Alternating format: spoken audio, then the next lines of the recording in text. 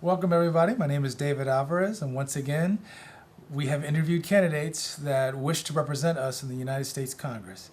So please take the time to watch these interviews and to hear their responses to the questions that our membership has come up to ask them. And please cast your vote. Your vote will make a difference. Thank you very much. Bye-bye. Well, hello, we're here with Jim Francis, who is a candidate for the United States Congress, District 1. Welcome. Thank you very much. Thanks for having me. We're going to get right into the questions. All right. Number one, Medicare for all. Yes. Now, many people believe that healthcare is a human right. Do you support a public option, Medicare for all, or another progressive system that guarantees healthcare for our citizenry? Absolutely. Medicare for all is a very powerful system, and we are not utilizing the power that Medicare has for the overall population.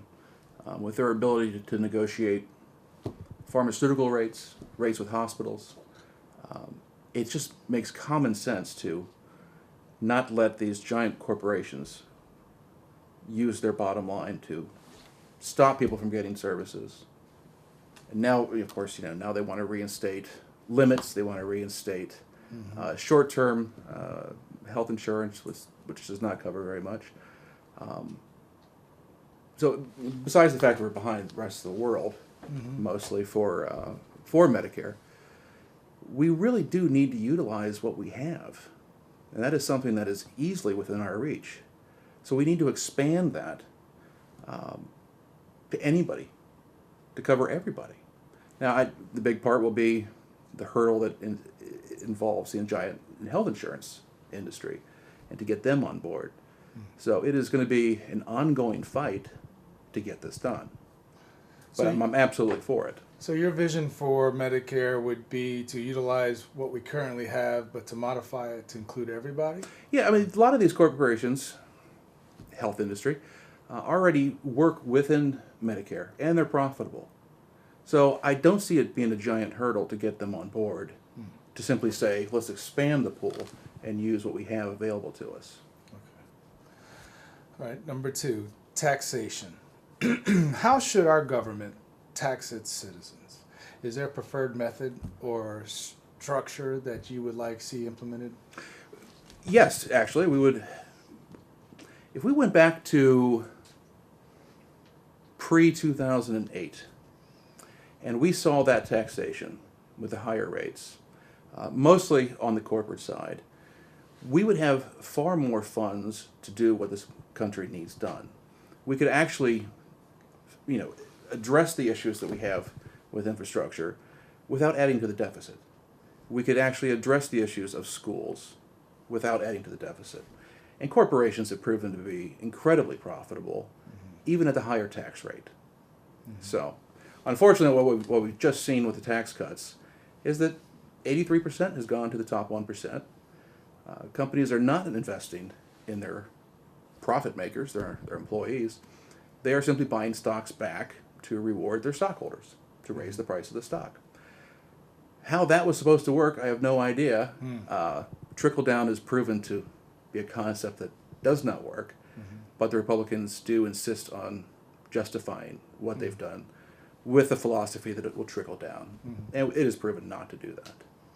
Well, since you bring up trickle down, what kind of taxation system would prevent the trickle down type of what in your view would be a correct way of taxing not only corporations but individuals as well, to ensure that the money is actually going to the people that are producing it, the citizens? Well, we already fund corporations to the tune of about $800 billion in tax write-offs per year. We could tie those incentives to justly supporting their work staff in a humane way. Minimum wage is one concept, but I think if we incentivize what these companies are doing and have them understand that the people that work for them are their business, that's supporting them and giving them a life, making them feel more a part of the system, really adds to their bottom line. So I'm all for raising minimum wage, but I also want to see a system in place where all those tax cuts are incentivized instead of just given away. Okay. I mean, you've got Apple paying $0 in tax. Mhm. That's absurd. Mhm. Absolutely absurd. Mhm. That is taking away from everything else that we could possibly do. Okay.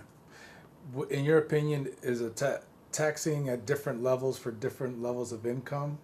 So if, a stratified system that we currently have that was instituted during the progressive era, is that system a viable system, or would you like to shift that system to a different type of system? No, I think that system worked. I think it was more than justifiable.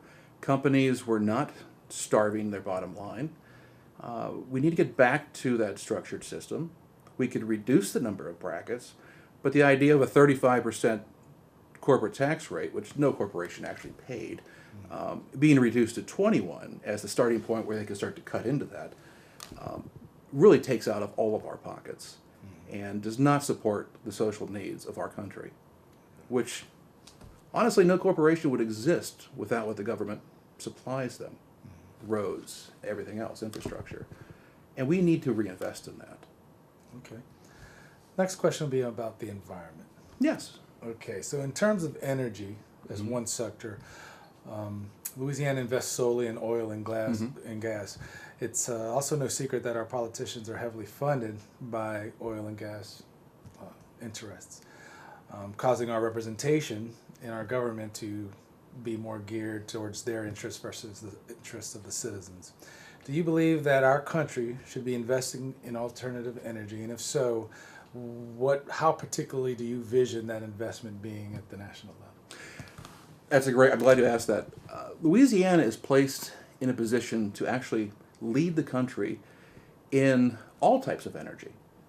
Renewable energy is really starting to grow over the last 10 years, but we now see the Trump administration cut into that and double down on reinvesting into gas and oil, which obviously is a huge mistake, speaking of an environment.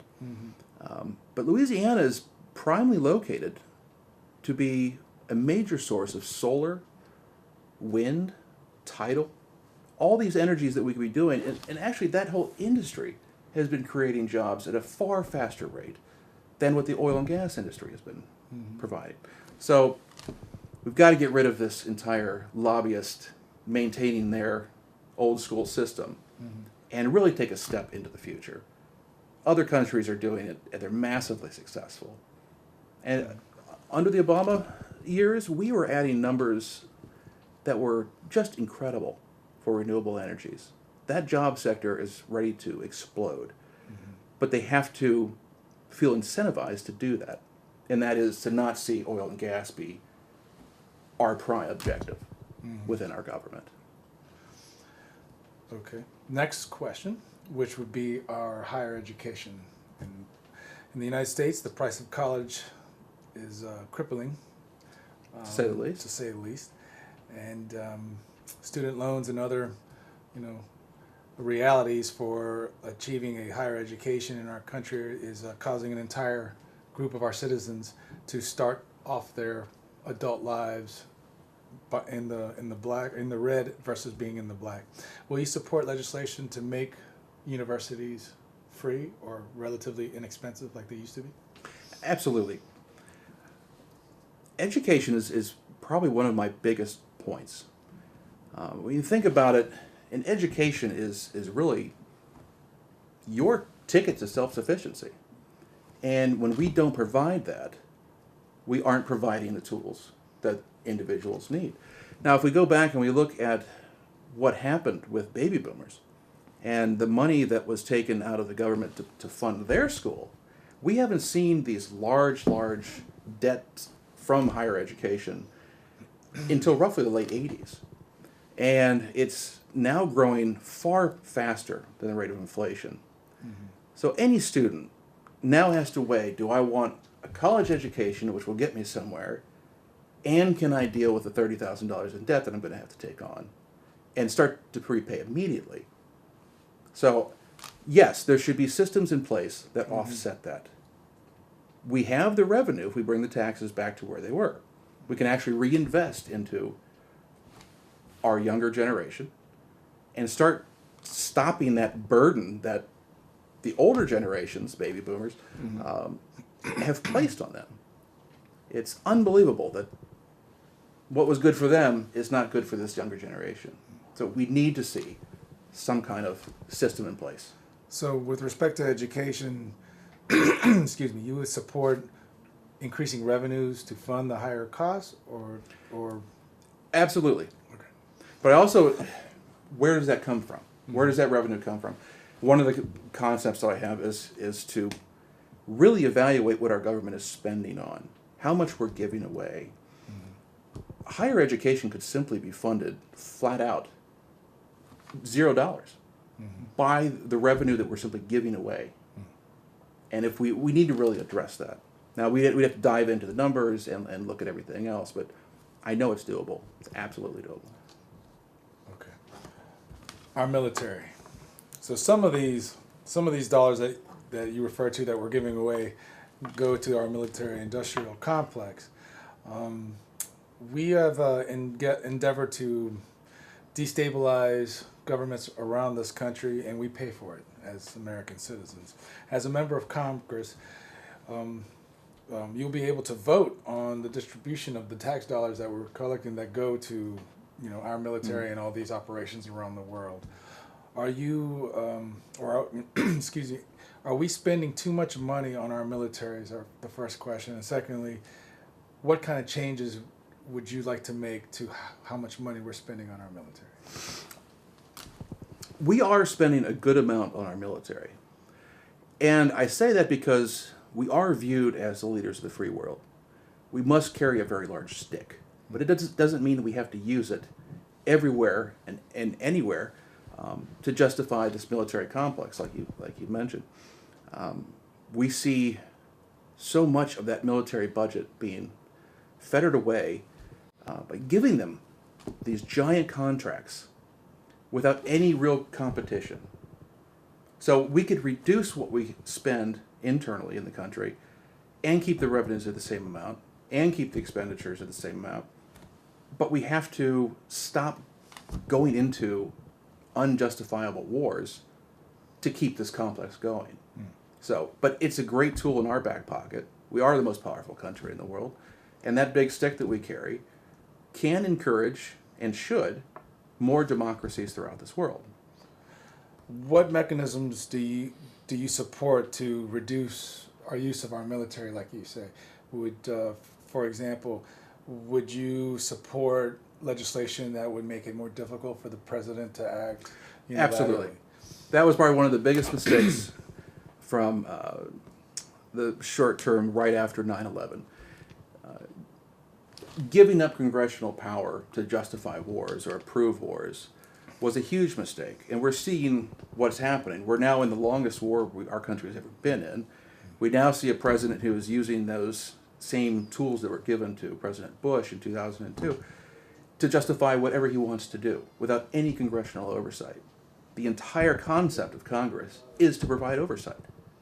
And we're now seeing, which obviously we're a nation of laws, nobody is above the law, and we're seeing a president who is trying to circumvent the law and take advantage of these situations. So I don't agree with what's going on. I think that rule needs to be changed. We need to get back to where we used to function, and that was Congress would declare war and approve where we are in the country and where we're fighting in the world. Would you support spending limits on presidential actions, on military actions?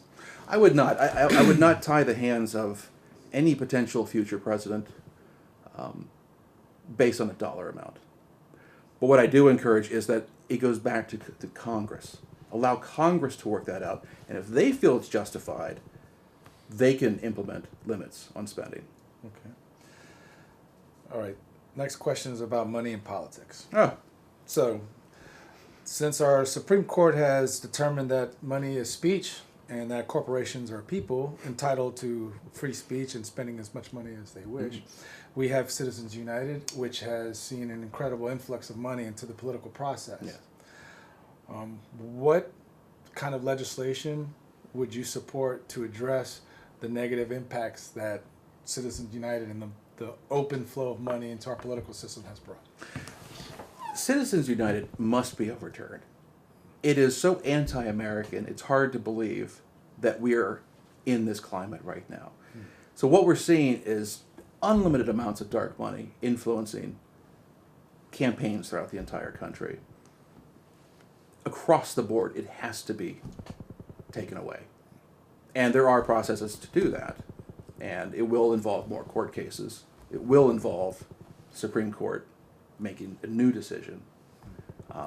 But it has been, if we wonder why we're so partisan, why things are so divided, I point to that Supreme Court ruling as the main cause of where we are right now.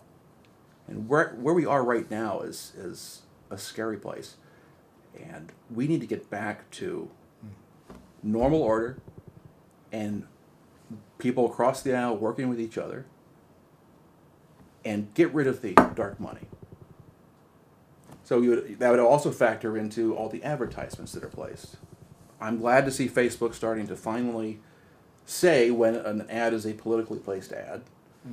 That will help a little bit, but there has to be more transparency in federal campaigns, state, in declaring where this is coming from. So it absolutely needs to be turned over. And if we saw it turned over, we would all of a sudden see a much more transparent election process and not be influenced by a corporation's massive amounts of influx of cash. That they're only doing that to affect their bottom line. Are you supportive of making some structural changes on how we elect our representative officials? For example, ranked choice voting. Yes. Vermont is leading the way this year with that. I also want to see the Electoral College go away. It is a relic of the past. I don't think it suits our democracy. The biggest vote getter should win, period. We're allowing them a system to manipulate, being the electoral system, to win a presidency. We've seen that twice now in this century alone. So as a candidate, you know firsthand the realities of running for office. What kind of voting system would like to see placed today if you as a candidate now, the realities are what they are. But if the way that we vote were to be different, what would you like to see that way be right now? Well, and speaking in terms of Louisiana, I would love to see a primary system. Having these jungle runoffs in November, what we've seen traditionally are 2, 3, 4 Democrats running at a time, and the Republicans using their skill set, which is strategy, to have their one main Republican on the bill. So we split the vote while they fall in line and try to negotiate that. And by not having a primary, that's just going to continue.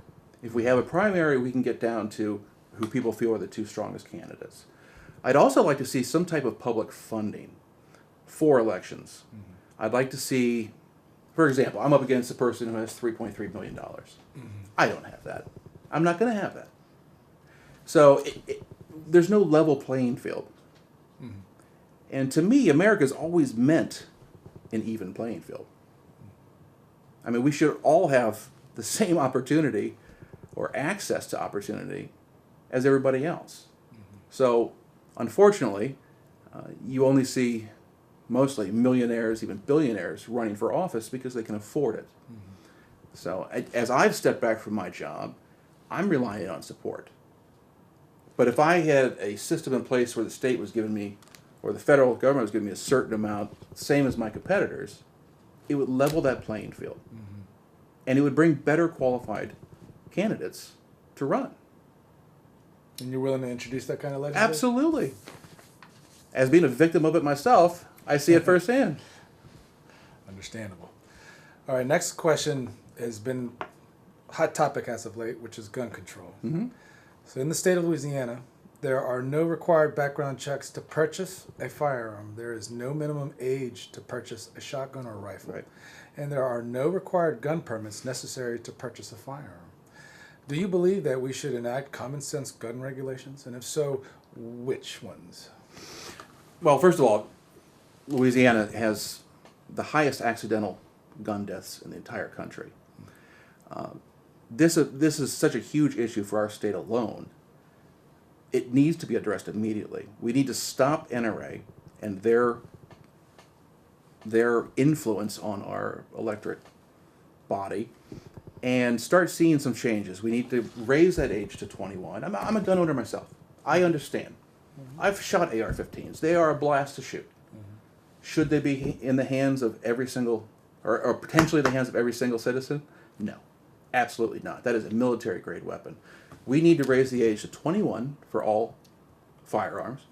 We need to define the assault rifle. In 1990, the Supreme Court said it was justifiable to ban assault rifles. We have that on the books. We can now go back to that. I don't see that happening. So my alternative would be some type of a federal license system for assault rifles. I want to see the magazine size reduced. If you hunt on federal lands, you're allowed to have 3 bullets in your chamber. That's it. But here we are seeing unlimited number of rounds per guns. So the idea of military weapons in our hands, it doesn't fit the Second Amendment. I support the Second Amendment. I wouldn't take anybody's gun away. But there has to be reasonable legislation in place. Okay. Next question is about the movement to legalize or decriminalize marijuana or cannabis. Should marijuana be classified as a Schedule I drug alongside cocaine and others? Or should its schedule by the federal government be changed? And if so, what do you propose on addressing how our government treats the use of marijuana in our citizenry? Well, what we've seen is absolutely marijuana should be legalized. We've seen the success in Colorado of reducing DUIs, deaths by DUIs. Legalizing marijuana could actually address the opioid crisis. We see, of course, the revenue that our state is lacking dramatically, that would help offset. But we really need to get with the 21st century. The FDA has had a very, very strict policy of allowing institutions very, very small, limited access to marijuana to actually conduct tests. That has to change.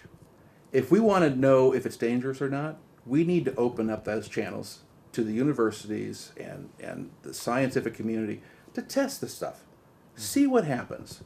But we also have years worth of data in California, in Colorado, in Washington, Vermont, showing that it is not this scary drug that should be nowhere near classified as heroin. That's absurd.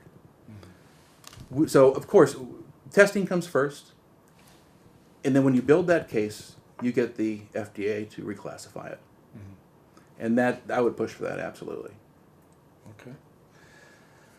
Next question is about a living wage. Do you feel that the minimum wage should constitute a living wage where somebody working 40 hours a week is able to live and meet all of their basic needs? And as a congressman, what do you plan to do to have some kind of livable wage established throughout this nation? That's a huge point with me. I personally know people who are on minimum wage, and I see the struggles they're going through. And to them, there's no such thing as 40 hours a week. I mean, they can't get enough hours in a week to work. They have no quality of life. We absolutely need a livable wage. Now, $15 an hour in New York is very different than $15 an hour in Shreveport. So we can identify what a livable wage is, state by state, or even region by region. And we should absolutely push for that.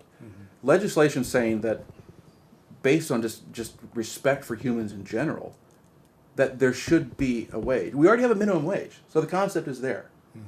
it is so dramatically low that it's unbelievable. What kind of legislative mechanisms would you utilize to push to get a national system of living wage to be followed? I would endorse a bill that says a state knows what it costs to live in that region. There are studies done, multiple studies done every single year. That data is available. It's available through our government right now.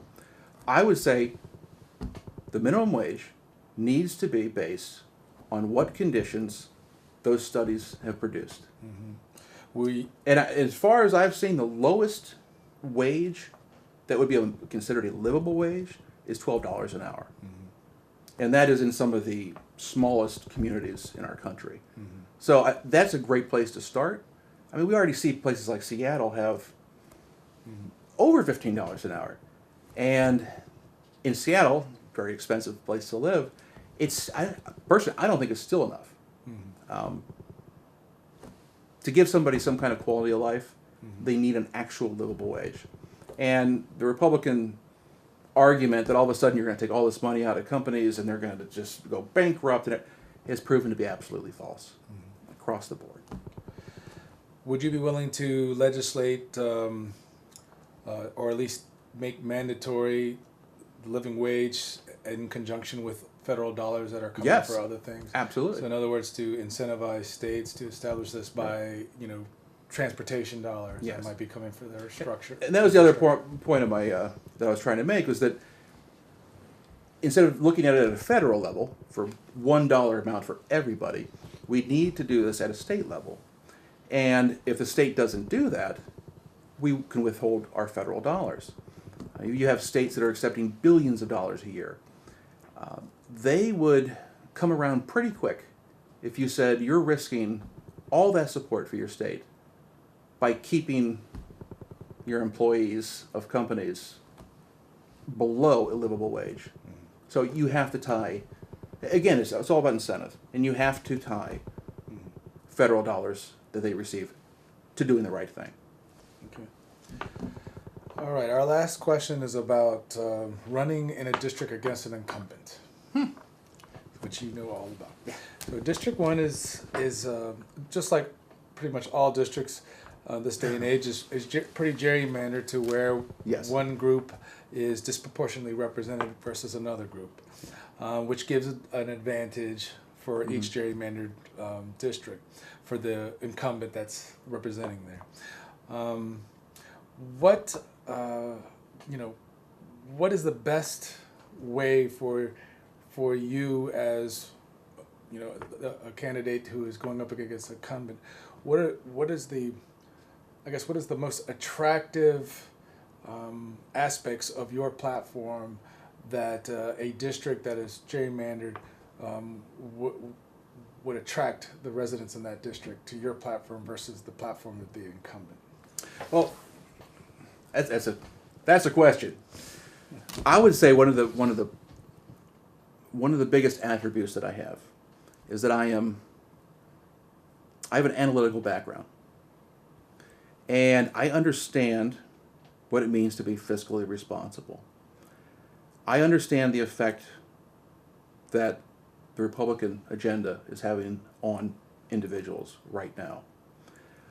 What I want to see is some kind of platform or support that would allow me to address individuals who are affected dramatically by this agenda. And really that's what I'm seeing, is that I talk to so many people over and over again. I keep hearing these lines. Well, you're a tax and spend Democrat. Well, you're this. And I say, no, I'm not.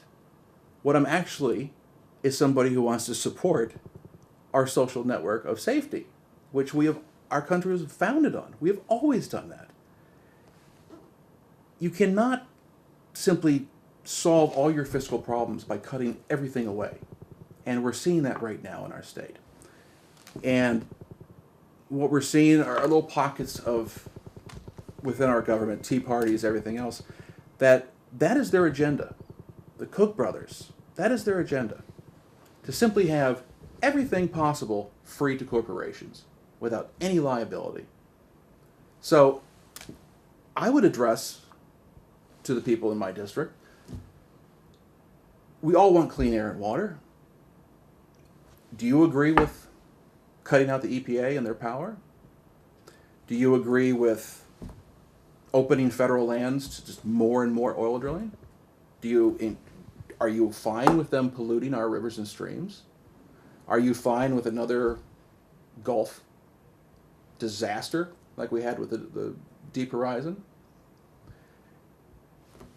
And overall, overwhelmingly, when I talk about it, they say, well, no, we don't support that at all. I'll say, well, then vote for me. Stop with the agenda and believing that that is the correct way to go. Our state is ranked 50 out of 50. Our equality is the lowest in the state. How women are paid and treated fairly and equally is the lowest in the entire country. Our school systems, we have the highest rate of private schools because our public schools are so bad. There isn't enough being done right now to bring Louisiana up to a level playing field. And unfortunately, as a dad, my 10-year-old son, he's going to have to move out of Louisiana for a future. Nobody should have to deal with that. I love Louisiana, so does my son. But when the time comes and he starts to see what his opportunities are in Louisiana, he's going to realize, I need to go somewhere else. I want that to stop. Our country has our state has so much to offer that moving throughout the country as your only viable option doesn't help Louisiana whatsoever. That's really my concern about improving Louisiana. Okay. It's got to be a level playing field. And again, incentives. Keep people here. Well, thank you so much for joining us. No, thank you. And you have a closing minute where you can speak directly to the audience and give them your closing remarks. Okay. Well, thank you again for the opportunity. I do want to say, I need your support. And the support that I'm getting right now is not on a national level. Our state party is not helping Democrats. The federal system is not helping Democrats. Louisiana has been written off. I am doing everything in my power to try and bring some sense of equality back to the 1st District. We need so many issues addressed that it's hard to even list them all. So something I want to do is increase the quality of education. I want to reduce the footprint of poverty. There needs to be a serious attempt at addressing racial inequality. The LGBT community. We have federal protections in place. What we see right now are those protections being disregarded. We need to hold our president to our morals. And we know that we are a nation of laws. And what we see right now is a president who believes he is above them. And he just dictates to Jeff Sessions to simply do what he wants to do. And that is not the America I know. So I am asking for your support. I'm asking for you and the endorsement here. I believe our revolution. I approve of every single thing that you stand for. I'm asking for you to help me get to Congress and change the way things are working, because we obviously are going down a bad path right now. So help me turn that path around. Thank you. All right. Thank you so much. Thank you. All right. Appreciate it.